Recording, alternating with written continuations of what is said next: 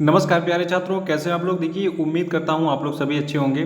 देखिए, जो हमारा ये 12वां प्रैक्टिस सेट है, ये बहुत ही खास है। इसमें रेलवे से संबंधित बहुत सारे प्रश्न आपको मिलेंगे और बहुत सारे ऐसे मोस्ट इंपॉर्टेंट प्रश्न मिलेंगे रेलवे से संबंधित, जो कि आपके एग्जाम में निश्चित रूप से पूछे जाएंगे।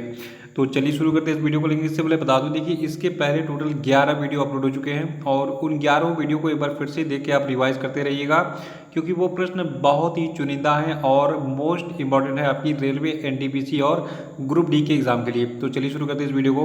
देखिए, इस वीडियो में टोटल हम 30 प्रश्नों पे चर्चा करेंगे और 30 प्रश्नों के जवाब आपको कमेंट बॉक्स में देने पड़ेंगे। देखिए, जो लोग नए हैं वो चैनल को सब्सक्राइब कर लेंगे, साथ में बेल आइकन प्रेस करके वीडियो को लाइक और शेयर कर देंगे। जो लोग नए हैं वो चैनल को सब्सक्राइब जरूर कर लेंगे, ठीक है, ये काम कर लीजिएगा।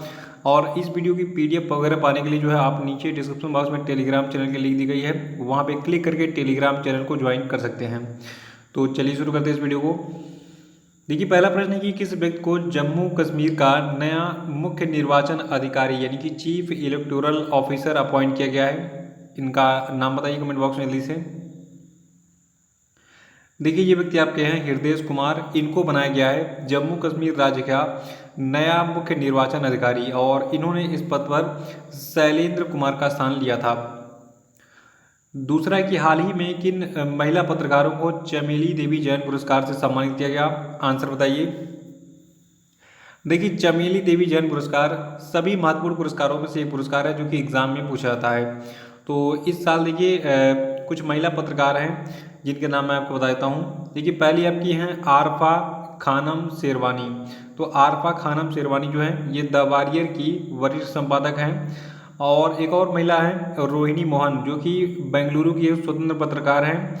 तीसरी आपकी है रुक्मणी एस, जो कि चेन्नई की एक स्वतंत्र डेटा पत्रकार है। तो इन तीनों को इस साल जो है चमेली देवी जैन पुरस्कार दिया गया है।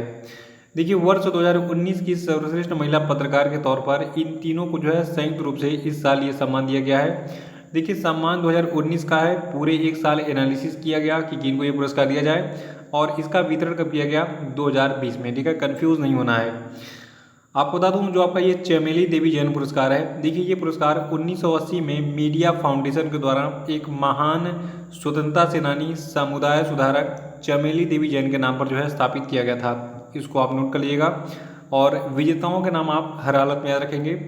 तीन लोगों को इस साल संयुक्त रूप से जो है चमेली देवी जैन पुरस्कार दिया गया है। पहली आपकी है आरफा खानम शेरवानी, दूसरी है रोहिणी मोहन, तीसरी है रुक्मणी एस। देखिए, मैं आपको इसलिए डिटेल में पढ़ा रहा हूँ क्योंकि आजकल करेंट अफेयर का लेवल एग्जाम में बढ़ गया है और मुझे डिटेल में लेकर चलना पड़ेगा ताकि आपका जो है एक भी प्रश्न एनटीपीसी और ग्रुप डी के एग्जाम में ना छूटे। तीसरा प्रश्न कि हाल ही में उत्तर प्रदेश सरकार के द्वारा जो है किसको जो है लोक निर्मला सम्मान प्रदान किया गया। एक और महत्वपूर्ण पुरस्कार आ गया आपके सामने, उत्तर बताइए इसका क्या होगा। देखिए, जो आपका लोक निर्मला सम्मान है ये जो है तीजन बाई को दिया गया है इस साल। और तीजन बाई की फोटो आपको यहाँ पे दिख रही है, ये कौन है मैं आपको डिटेल में बताऊंगा। देखिए, आप बताऊँ, जो आपकी तीजन बाई हैं इनको सम्मान के तौर पर उत्तर प्रदेश के मुख्यमंत्री योगी आदित्यनाथ ने जो है 1 लाख रुपए नकद और एक सर्टिफिकेट देकर सम्मानित किया। और देखिए, जो आपका लोक निर्मला सम्मान है इसको इसी वर्ष जो है सोन चिरैया संस्था के द्वारा शुरू किया गया है तथा ये पहला सम्मान था जो कि तीजन बाई को दिया गया और इसीलिए ये और भी इम्पोर्टेंट बन जाता है। तीजन बाई कौन है, इसको एक लाइन में जान लीजिए। देखिए, जो कि तीजन बाई हैं ये पंडवानी गायिका हैं। पंडवानी क्या है, छत्तीसगढ़ का एक पारंपरिक लोकगीत है, ठीक है। तो पंडवानी क्या है, ये छत्तीसगढ़ का एक पारंपरिक लोकगीत है और इसी का गायन करती हैं तीजन बाई। और तीजन बाई को उत्तर प्रदेश सरकार के द्वारा जो पहला लोक निर्मला सम्मान है दिया गया है। चौथा प्रश्न है कि हाल ही में राज्यसभा के द्वारा कितने विश्वविद्यालयों को सेंट्रल यूनिवर्सिटी का दर्जा देने के लिए एक विधेयक पारित किया गया। आंसर बताइए। देखिए, राज्यसभा में टोटल 3 ऐसे विश्वविद्यालय हैं जिनको सेंट्रल यूनिवर्सिटी बनाने के लिए एक विधेयक पारित किया गया था और ये 3 शिक्षण संस्थान कौन कौन से मैं आपको नाम देता हूँ। देखिए, पहला आपका है राष्ट्रीय संस्कृत संस्थान दिल्ली, जिसकी स्थापना 1970 में की गई थी। दूसरा आपका है लाल बहादुर शास्त्री राष्ट्रीय संस्कृत विद्यापीठ दिल्ली, जिसकी स्थापना 1962 में की गई थी। और तीसरा संस्थान आपका है राष्ट्रीय संस्कृत विद्यापीठ तिरुपति, जिसकी स्थापना 1961 में हुई थी। तो इन तीनों देखिए ये जो तीनों शिक्षण संस्थान हैं जब तक जो है डीम्ड विश्वविद्यालय का दर्जा प्राप्त था इनको, लेकिन अब ये जो है सेंट्रल यूनिवर्सिटी यानी कि केंद्रीय विश्वविद्यालय का दर्जा इनको मिल जाएगा। और पांचवा प्रश्न की हाल ही में किस मलयालम कवि का निधन हो गया जो कि ओन्नान्य थुकट्टम नामक कविता के लेखक थे। तो देखिए जो आपका ये ओन्नान्य थुकट्टम नामक जो कविता था इसके लेखक थे पुथुसेरी रामचंद्रन। देखिए जो आपके पुथुसेरी रामचंद्रन, ठीक है। तो अन्नान्य थुकट्टम जो है ये इनकी पहली कविता थी जो कि 1944 में पब्लिश हुई थी। तब आप पैदा भी नहीं हुए थे, मैं भी नहीं हुआ था, और हमारा देश आज़ाद भी नहीं हुआ था। तो 1944 में जो है ये पब्लिश हुआ था। और छठा प्रश्न की an extraordinary life biography of Manohar Parrikar किसने लिखा है? आंसर बताइए। सबसे पहला सवाल तो ये उठता है कि मनोहर पर्रिकर कौन है जिनकी बायोग्राफी है ये। देखिए मनोहर पर्रिकर हमारे भारत के रक्षा मंत्री रह चुके हैं और ये गोवा के मुख्यमंत्री भी रह चुके हैं, ठीक है। तो इन्हीं की ये बायोग्राफी है। देखिए जो आपका ये an extraordinary life biography of Manohar Parrikar है, इसको लिखा है सदगुरु पाटिल और माया भूषण नागेश्वर दोनों ने मिलकर। देखिए जो आपका ये पुस्तक है इसका नाम है an extraordinary life biography of Manohar Parrikar. तो देखिए इस पुस्तक का जो प्रकाशन है इसको किया था पेंगुइन रैंडम हाउस इंडिया ने। सातवां प्रश्न की किस राज्य ने अंगदान तथा प्रत्यारोपण में तमिलनाडु और तेलंगाना को पीछे छोड़ दिया है? उत्तर बताइए। देखिए अंगदान और उसके प्रत्यारोपण यानी कि जो आपका ऑर्गन ट्रांसप्लांट होता है, इन दोनों में जो है महाराष्ट्र राज्य पहले नंबर पर है। देखिए एक रिपोर्ट के अनुसार महाराष्ट्र का जो पुणे शहर है, नागपुर है और औरंगाबाद है, ठीक है। तो ये अंगदान के क्षेत्र में शीर्ष प्रदर्शन करने वाले नगर हैं महाराष्ट्र के। तो ये महाराष्ट्र की बात हो गई, लेकिन अगर पूरे इंडिया की बात करें तो पूरे भारत में अंगदान और अंगों के प्रत्यारोपण यानी कि ऑर्गन ट्रांसप्लांट में, जैसे कि किडनी, आपकी किडनी निकाल के, मतलब आपने अगर डोनेट किया है तो आपकी किडनी निकाल के किसी और को जो है हमने डोनेट कर दिया, तो ये प्रक्रिया कहलाई अंगदान। आपने अंगदान किया और अंग को जो है जब प्रत्यारोपण करते हैं दूसरे के शरीर में तो उसको प्रत्यारोपण करते हैं, यानी कि ऑर्गन ट्रांसप्लांट कहते हैं। ये नॉर्मल चीज़ें वैसे सबको पता होगी, लेकिन कुछ कमजोर स्टूडेंट भी होते हैं तो सबको साथ में लेके चलना पड़ता है। तो इसलिए स्टैंडर्ड मैं वही रखता हूँ वीडियो का कि सबको समझ में आ जाए, चाहे टैलेंटेड बच्चा हो या फिर जो जिसको कुछ भी समझ में ना आता हो वो भी समझ जाए। तो अंगदान और प्रत्यारोपण में तमिलनाडु और तेलंगाना को पीछे छोड़कर महाराष्ट्र जो है ये नंबर 1 राज्य बन गया है। आठवां प्रश्न की ग्लोबल रिसाइकलिंग डे कब मनाया गया? आंसर बताइए। प्रश्न है ग्लोबल रिसाइकलिंग डे कब मनाया गया? देखिए बहुत सारे लोग सही आंसर दे रहे हैं। देखिए जो आपका ग्लोबल रिसाइकलिंग डे है ये मनाया गया आपका 18 मार्च को, और जो आपका ग्लोबल रिसाइकलिंग डे है इसको पहली बार 18 मार्च 2018 में ब्यूरो ऑफ इंटरनेशनल रिसाइकलिंग के द्वारा मनाया गया था।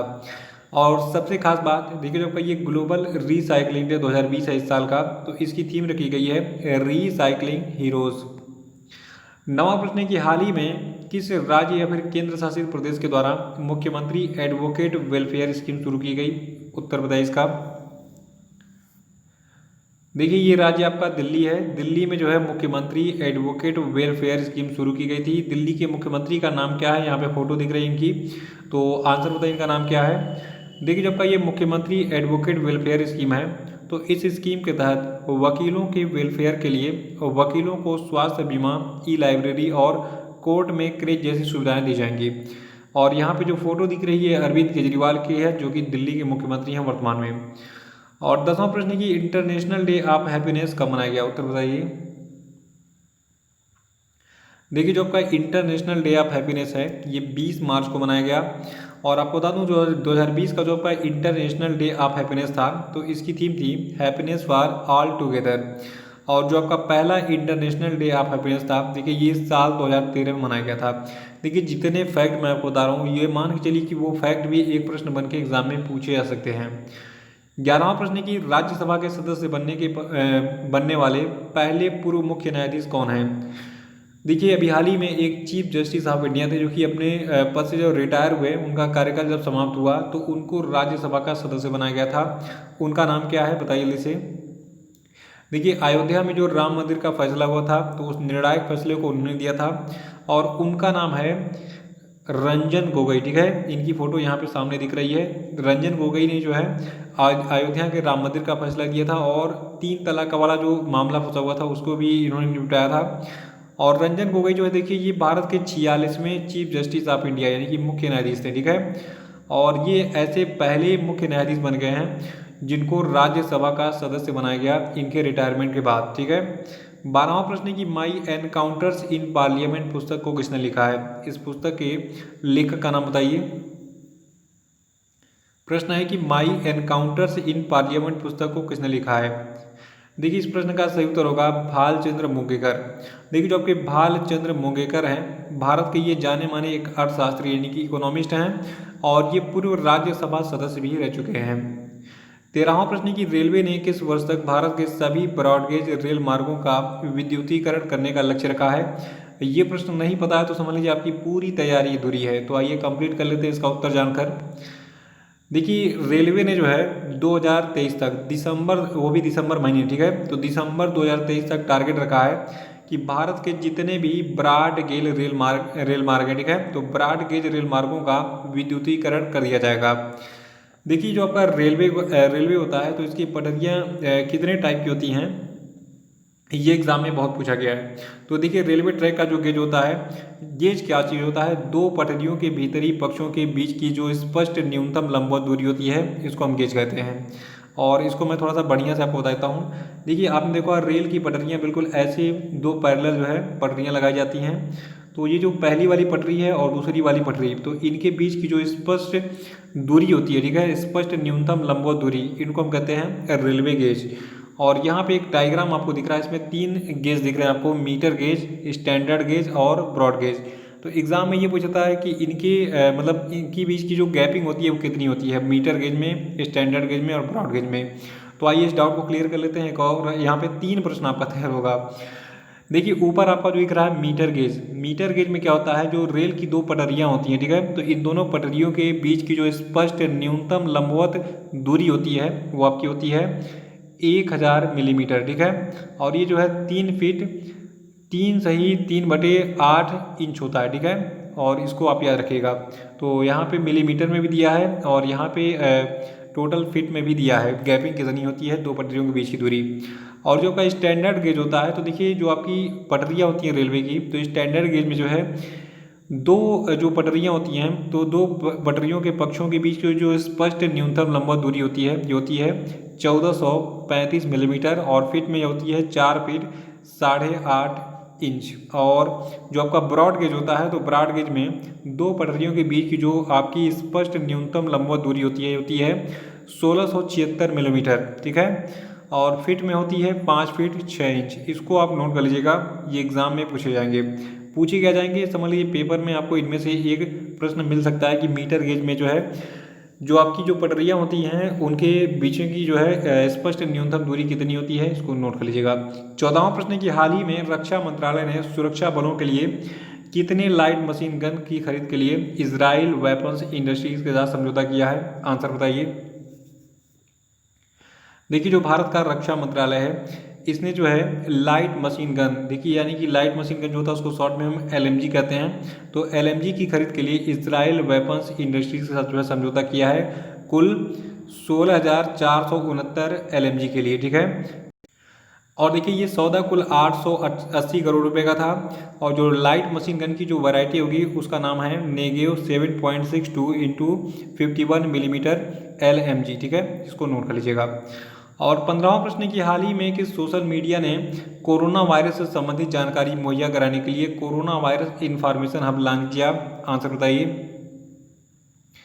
देखिए ये सोशल मीडिया एप्लीकेशन आपका व्हाट्सएप है, व्हाट्सएप ने जो है corona virus information hub launch किया था। व्हाट्सएप ने, फेसबुक ने, ट्विटर ने, जो बड़े सोशल मीडिया ऐप हैं उन्होंने क्या क्या किया ये मैं आपको बताते रहूँगा वीडियोज़ में। तो अभी हम बात कर रहे हैं व्हाट्सएप ने कोरोना वायरस इन्फॉर्मेशन हब को लॉन्च किया था, ठीक है, इसको आप नोट करिएगा। और 16वां प्रश्न है कि हाल ही में नए उद्यमियों के लिए सिडबी यानी कि स्मॉल इंडस्ट्रियल डेवलपमेंट बैंक जो आपका है, ठीक है, तो सिडबी के द्वारा किस नाम से एक विशेष रेलगाड़ी आरंभ की गई? उत्तर बताइए। देखिए जो आपका सिडबी है, इसने जो है जो नए उद्यमी हैं, ठीक है, तो नए उद्यमियों के लिए सिडबी ने जो है स्वावलंबन एक्सप्रेस नाम से एक विशेष रेलगाड़ी की शुरुआत की थी। और इस रेलगाड़ी के बारे में आपको डिटेल बताऊंगा। देखिए जो आपका ये ट्रेन होगा जिसका नाम होगा स्वावलंबन एक्सप्रेस, ये उत्तर प्रदेश की राजधानी लखनऊ से चलेगी, क्योंकि सिडबी का मुख्यालय भी लखनऊ में स्थित है। तो वहाँ से ये ट्रेन चलेगी और 11 उद्यमशील शहरों की यात्रा करेगी। और इन 11 शहरों में जम्मू, दिल्ली, जयपुर, अहमदाबाद, मुंबई, बेंगलुरु, हैदराबाद, भुवनेश्वर, कोलकाता और अंतिम गंतव्य इसका होगा वाराणसी शामिल है। और ये गाड़ी जो है 16 दिनों में 7,000 किलोमीटर की दूरी तय करेगी, जिसका नाम है स्वावलंबन एक्सप्रेस।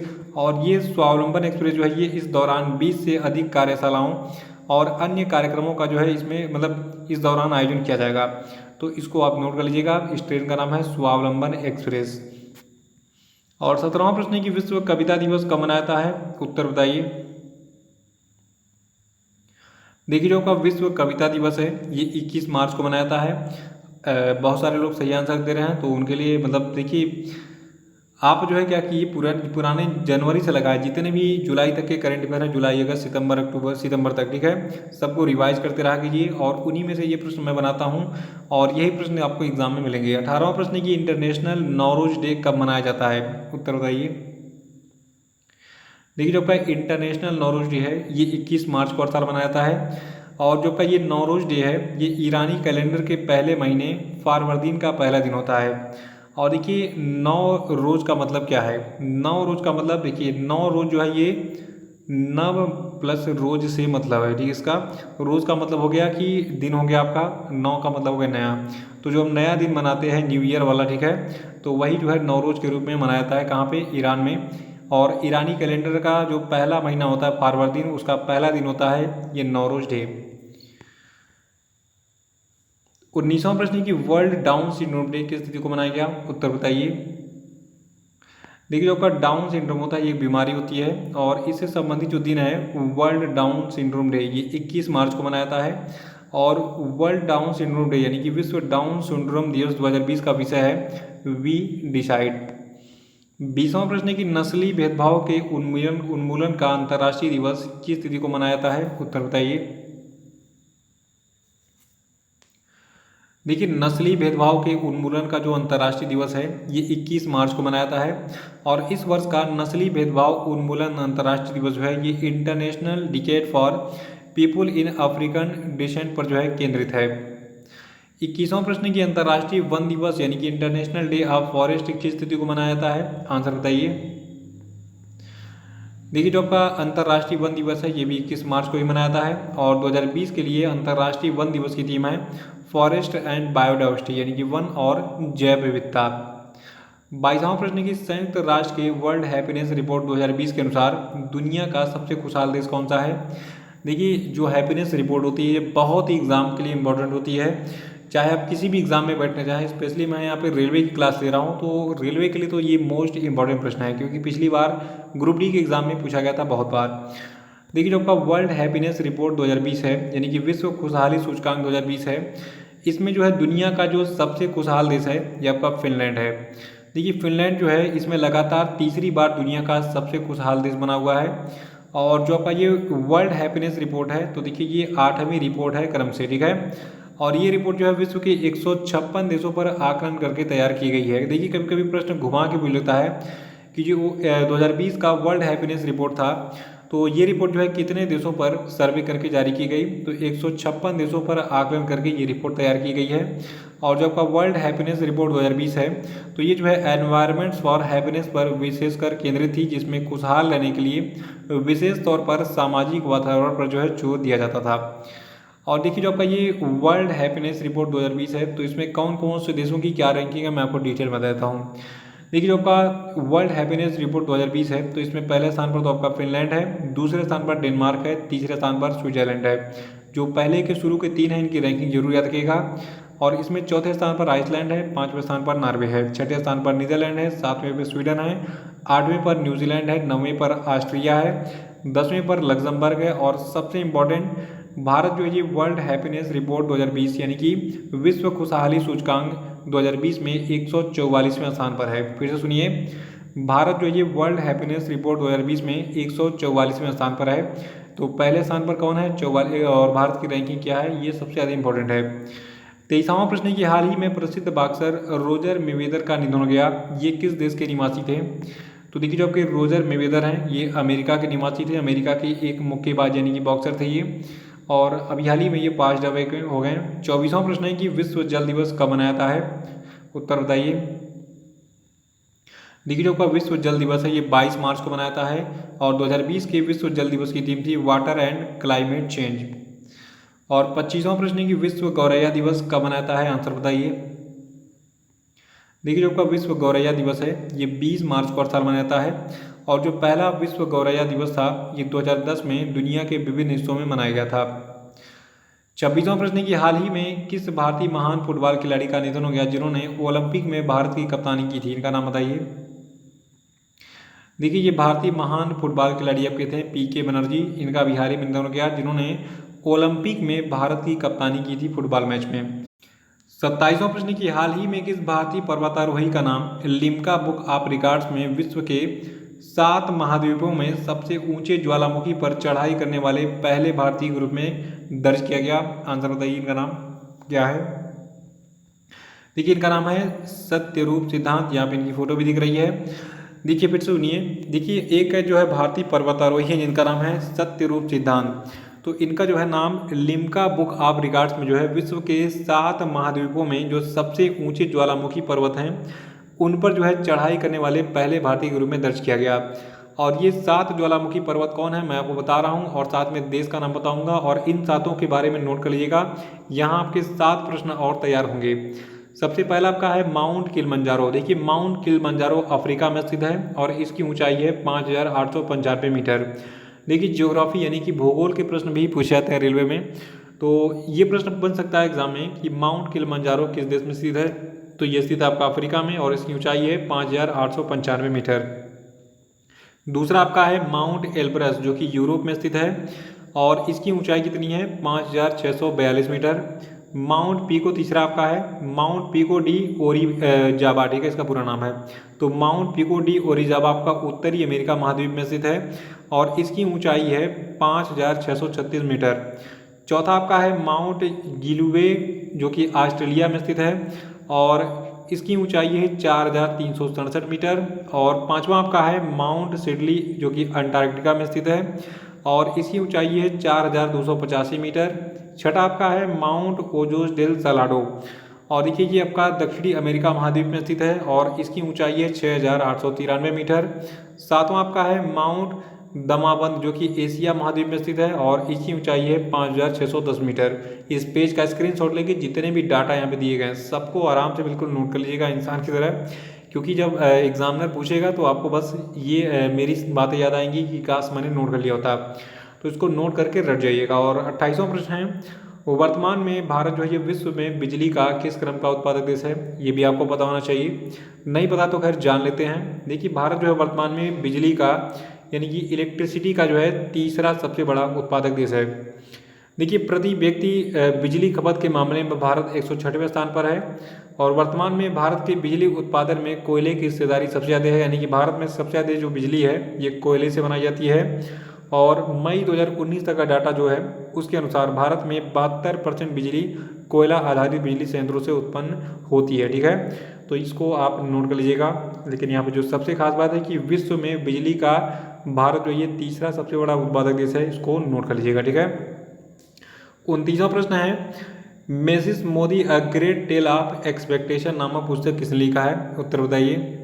देखिए आज 4-5 किताबें हो गई और इनके लेखकों का नाम भी आपको याद रखना है। देखिए एक लेखिका है तवलीन सिंह, इन्होंने लिखा है Mrs Modi a great tale of expectation, ठीक है।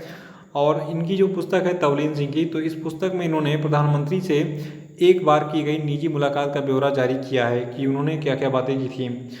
और 30वां प्रश्न कि भारत में किस तिथि को शहीद भगत सिंह, सुखदेव और राजगुरु को श्रद्धांजलि देने के लिए शहीद दिवस मनाया जाता है। देखिए शहीद दिवस का क्वेश्चन करंट अफेयर का भी है, जीएस का भी है। तो देखिए जो आपका शहीद दिवस है ये भारत में 23 मार्च को मनाया जाता है। क्यों? क्योंकि 23 मार्च 1931 को भारतीय स्वतंत्रता सेनानियों भगत सिंह, सुखदेव और राजगुरु को ब्रिटिश सरकार ने लाहौर षड्यंत्र के मामले में लाहौर जेल में फांसी दी थी। तो ये आपके 30 प्रश्न कंप्लीट हो गए। कमेंट बॉक्स में बताइए 30 में से आपने कितने के उत्तर सही दिए हैं और आपको ये वीडियो कैसा लगा कमेंट बॉक्स में जरूर बताइए। और वीडियो अगर अच्छा लगा तो इसको प्लीज़ इसके लिंक को कॉपी कीजिए और अपने सभी दोस्तों को शेयर कीजिए, हर व्हाट्सएप ग्रुप में, फेसबुक ग्रुप हो या फिर टेलीग्राम ग्रुप हो, ताकि और लोग भी सेशन जुड़ें और थोड़ी सी छात्रों की संख्या इंक्रीज़ करवाइए ताकि वीडियो बनाने में और मजा आए, ठीक है। तो जितने देखिए एक टीचर की प्रसन्नता उसी में है कि उसका क्लास जो है क्लासरूम भरा हुआ हो, तो थोड़ी सी संख्या बढ़वाइए और वीडियो को लाइक और शेयर जरूर कीजिए और जो लोग नए वो चैनल को सब्सक्राइब कर लें। बाकी टेलीग्राम चैनल को ज्वाइन कर लीजिएगा और फेसबुक पेज को लाइक भी कर दीजिएगा। तो इसी के साथ जय हिंद, जय भारत।